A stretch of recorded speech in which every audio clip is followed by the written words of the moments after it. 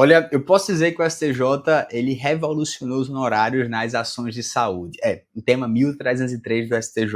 Nesse vídeo aqui a gente vai discutir sobre a análise do artigo 85 do Código de Processo Civil, a sua ordem de vocação. A gente vai interpretar também o artigo 196 da Constituição Federal e também vai demonstrar alguns lead cases do STJ e do STF que chegou nesse assunto.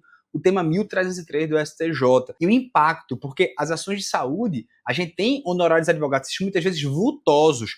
E aí, portanto, a dúvida doutrinária e jurisprudencial, ela foi de alguma maneira corrigida e decidida pelo STJ. Qual é a base de cálculo correta para a gente fixar os honorários nas ações de prestação de saúde contra o poder público, de medicamentos contra o poder público? Ora, esse assunto é muito importante. Eu vou te mostrar porque isso aqui não cai muito em prova, não. Isso aqui despenca. E eu convido você a ficar no vídeo até o final e ver realmente os fundamentos determinantes desse assunto que não é muito importante, não. Ele se amostra mesmo, velho, vem-te embora. Sério. Ora, eu me chamo Felipe Duque, sou professor aqui do Estratégia Carreira Jurídica. É uma grande alegria estar aqui com você para a gente, de alguma maneira, dividir esse assunto para que você aprenda de maneira correlata, tá? Olha, para a gente compreender a magnitude dessa decisão, primeiro a gente tem que revisitar, de certo modo, o artigo 85 do Código de Processo Civil, que ele estabelece o que a doutrina costuma falar, que é uma ordem de vocação para você fixar os honorários sucumbenciais. E a grande questão consistiria em saber, olha,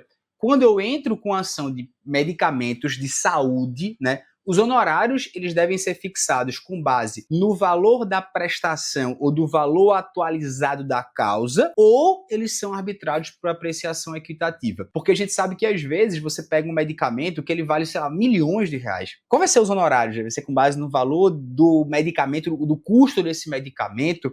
O STJ respondeu isso aqui pra gente. Perceba que o parágrafo 2º do artigo 85, ele estabelece que os honorários eles serão fixados entre o mínimo de 10% e o máximo de 20% sobre o valor da condenação, do proveito econômico obtido, ou então, não sendo possível mensurá-lo, sobre o que a gente chama de valor atualizado da causa. Observe que na interpretação judicial, o STJ já decidiu isso, a gente tem uma certa hierarquia. Primeiro, ele deve buscar o valor da condenação ou do proveito econômico. E depois ele tenta achar o valor da causa. Isso a gente percebe da leitura do artigo 291 do CPC e também das jurisprudências do STJ.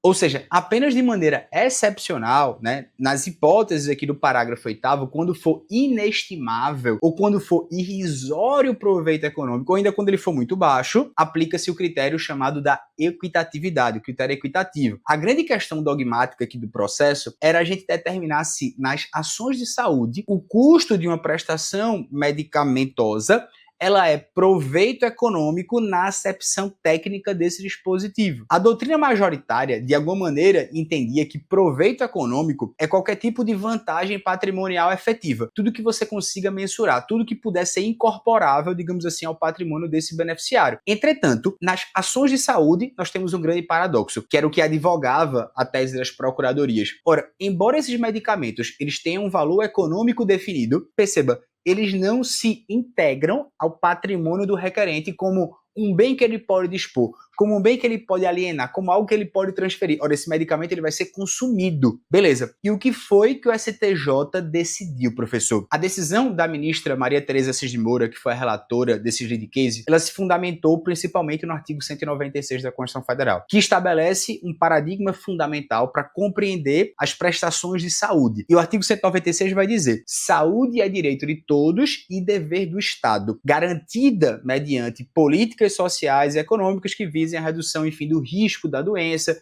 e de outros agravos, porque você tem ali um acesso universal e igualitário dessas ações. Isso é um dever do Estado. Observem a fundamentação hermenêutica que foi feita do STJ aqui. Ele disse que, quando o Poder Judiciário ele determina o fornecimento de uma prestação de saúde, ele não está criando uma obrigação nova. Ele está concretizando um dever constitucional pré-existente, individualizando a norma que está no artigo 196 da Constituição Federal para o caso concreto. Ou seja, a gente está falando aqui do direito fundamental prestacional, de segunda geração, que impõe ao Estado uma obrigação positiva de fazer. Portanto, há uma prestação que possui uma natureza existencial na visão do STJ. Não é uma visão patrimonial.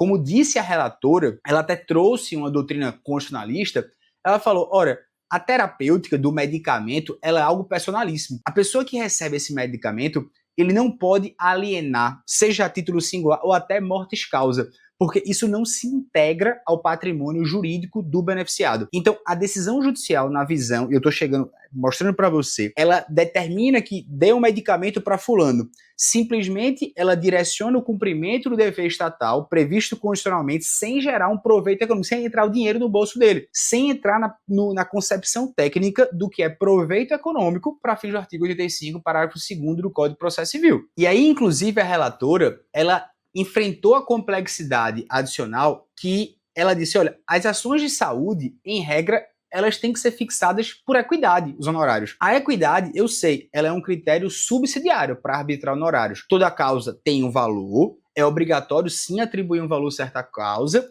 e isso pode servir de base para o arbitramento. Só que o mérito da equidade é justamente você corrigir o arbitramento muito baixo ou muito excessivo e permitir uma certa padronização, especialmente demandas repetitivas. Então, o critério preferencial em ações de saúde, segundo a relatora, é sim a equidade, aplicando o artigo 85, parágrafo 8º do CPC. E ela fala, olha, essa conclusão ela não foi modificada com as alterações da Lei 14.000, melhor dizendo, 365 de 2022, que muda o artigo 85 do CPC, porque o parágrafo 6º-A, ele impede o uso da equidade, mas cita o seguinte, salvo nas hipóteses expressamente previstas no parágrafo 8º deste artigo. Como a gente está falando expressamente do parágrafo 8º, essa vedação, ela não se aplica. Observe, então, essa técnica legislativa. Há uma vedação expressa, sim, ao uso da equidade, exceto nas hipóteses taxativas. E o parágrafo 8º, ele fala justamente desses casos.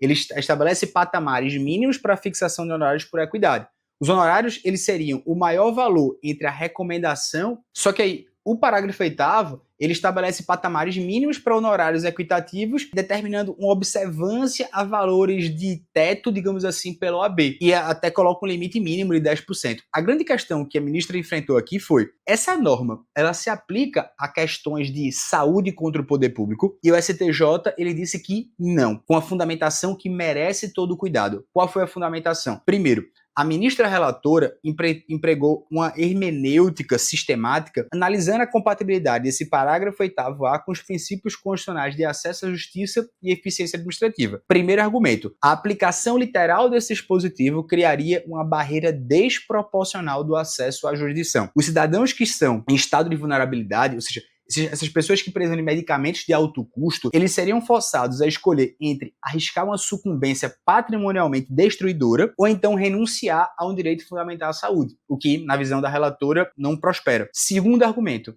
o parágrafo 8º-A, quando ele utiliza parâmetros estranhos à administração pública, ele também não seria, de certo modo, correto. Ou seja, a tabela de OAB, ela não se aplica a advogados públicos e também a defensores públicos que são remunerados por subsídio, conforme o artigo 39, parágrafo 4º da Constituição Federal. E terceiro fundamento, os percentuais do parágrafo 2º, eles se destinam a relações privadas.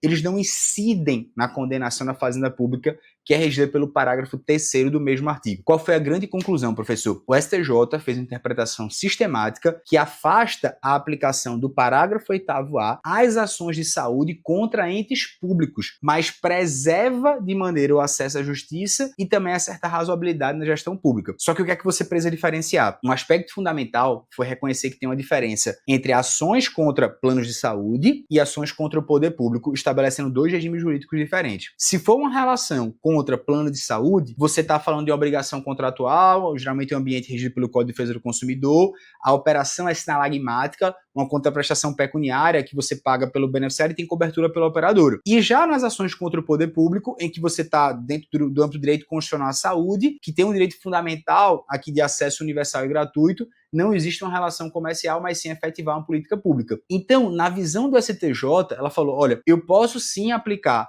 os honorários por equidade nas ações contra o poder público, mas nessas ações contra o plano de saúde não. Aí você deve observar o artigo 85 do Código de Processo Civil. Então, em resumo, o que foi decidido, professor? O STJ, nesse tema 1303, ele falou nas demandas em que se pleiteia do poder público a satisfação do direito à saúde, os honorários advocatícios, eles são fixados por apreciação equitativa, ou seja, você não aplica o artigo 85, parágrafo 8A do Código de Processo Civil. Os honorários são por equidade. Os honorários sucumbenciais em demandas contra o poder público, eles são por equidade. Isso significa, professor, que isso também será em medicamentos contra plano de saúde? Não. São objetos distintos. Isso você percebe do inteiro teor do voto. E por isso eu quero chamar a sua atenção. Porque isso aqui vai cair em concurso, isso aqui vai te confundir e você não vai mais errar. Bom, se você gostou disso aqui, por favor, comenta aqui embaixo. Eu fico muito feliz de te acompanhar. Quero que você acerte e faço questão de dizer, pô, isso aqui vai cair muito em provas. Tomara que você acerte. Eu acho que você vai acertar.